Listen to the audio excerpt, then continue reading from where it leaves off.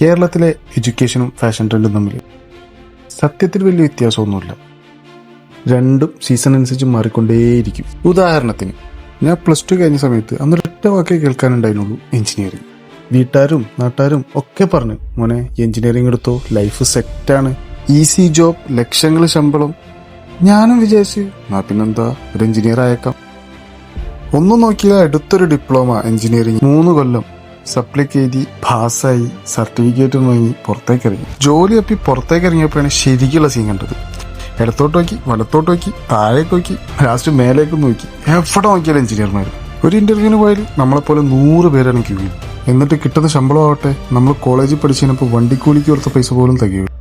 അങ്ങനെ ഞാൻ ഈ സർട്ടിഫിക്കറ്റും പിടിച്ചേക്കുമ്പോഴാണ് അടുത്ത ട്രെൻഡ് വരുന്നത്. എന്താണെന്നറിയൂ? നേഴ്സിംഗ്.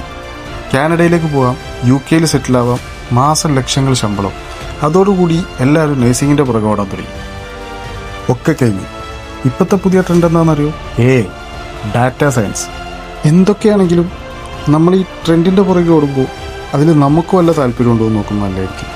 അല്ലാന്നുണ്ടെങ്കിൽ അവസ്ഥ